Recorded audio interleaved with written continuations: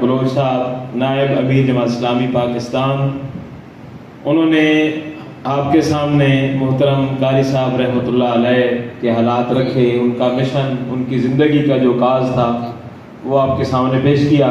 اللہ تعالیٰ ان کا آنا قبول فرمائے اور اللہ تعالیٰ ان کو تا دیر سلامت رکھے۔ حضرات، اب ایک دو اعلانات ہیں، پھر دعا ہوگی اور دعا کے بعد اذان کے بعد ہم نماز پڑھیں گے، اور نماز کے بعد مسجد کے صحن کے اندر جو سامعین موجود ہیں، جو حضرات علماء کرام ہماری اس محفل میں موجود ہیں، یہ جو مسجد کے بائیں طرف درسگاہ ہے، کلاس ہے، وہاں ان کے لیے کھانے کا اہتمام ہوگا، اور جو باقی حضرات موجود ہیں ان کے لیے مسجد کے صحن میں اور برآمدے کے اندر کھانے کا اہتمام ہوگا۔ تو میری گزارش یہ ہے کہ آپ یکسوئی کے ساتھ دعا میں شریک ہوں۔ دعا عبادت کا مغز ہوتی ہے، اس کے بعد اذان، اور پھر بالکل بڑی توجہ کے ساتھ یکسوئی کے ساتھ آپ نماز پڑھیں۔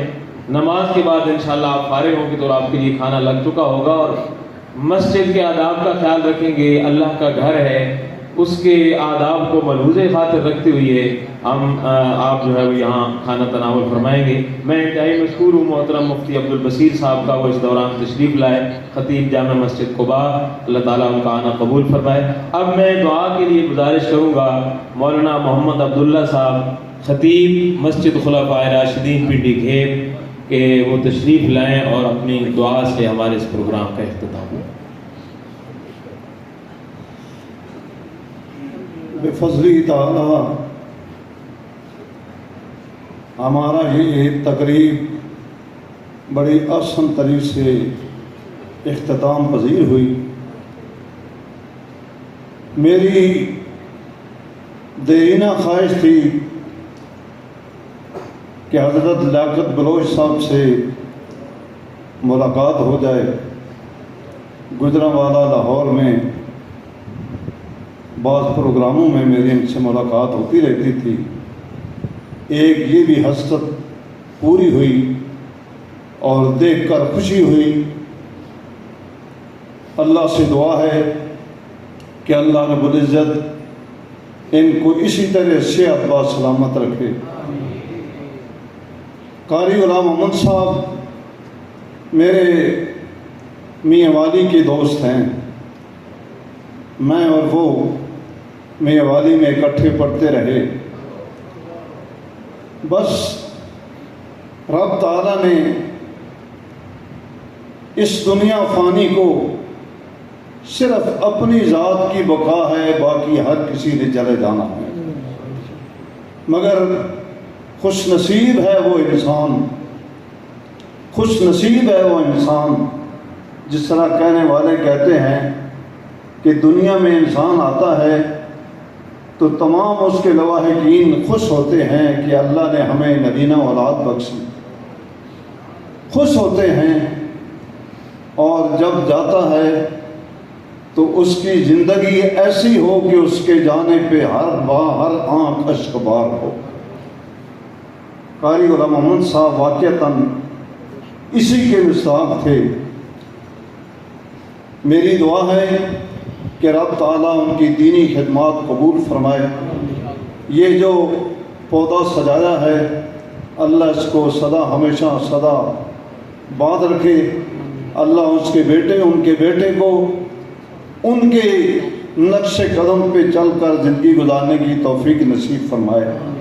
میں ان کے تمام لاحقین سے، ان کے بیٹے سے، ان کے رشتہ داروں سے ہم دعا گو ہوں کہ اللہ ان کے درجات بلند فرمائے۔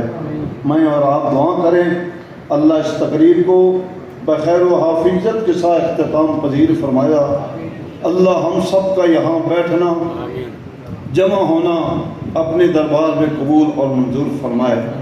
اللہ قاری صاحب کے درجات بلند کرے، اللہ انہیں جوار رحمت میں جگہ نصیب فرمائے، اللہ ان کے تمام لاحقین کو روحانی یا جسمانی صبر جمیل نصیب فرمائے، اور اللہ ان کی زندگی کو ہمارے لیے نمونہ بنائے کہ جس طرح وہ قرآن و سنت پہ چل کر اپنی زندگی گزار کر گئے، ہمیں ہمارے لیے ایک راستہ متعین کر کے گئے، اللہ ہمیں اس صراط مستقیم پہ چلنے کی توفیق نصیب فرما۔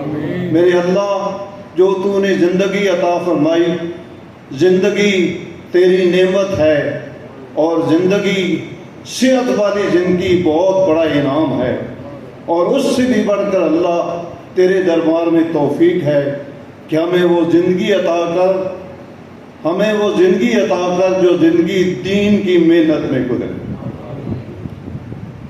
ہمیں وہ زندگی عطا کر جو نیک اعمال والی زندگی اللہ نصیب کرے ہمیں، اور ہم سب کا خاتمہ اللہ ایمان کامل پہ فرمائے۔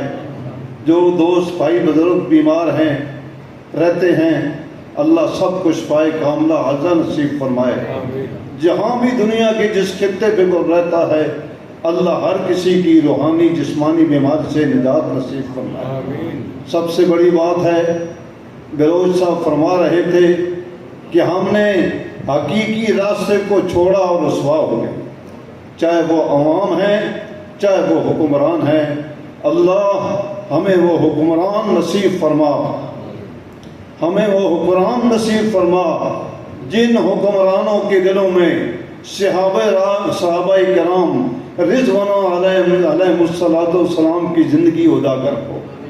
اللہ ہمیں ان کی اتباع نصیب فرما، اللہ ہمیں نیک اعمال کی توفیق نصیب فرما۔ ہمارا یہ مل بیٹھنا اللہ اپنے دربار میں قبول اور منظور فرمائے۔ ربنا تقبل منا انک انت السمیع العلیم وتب علینا انک انت التواب الرحیم برحمتک یا ارحم۔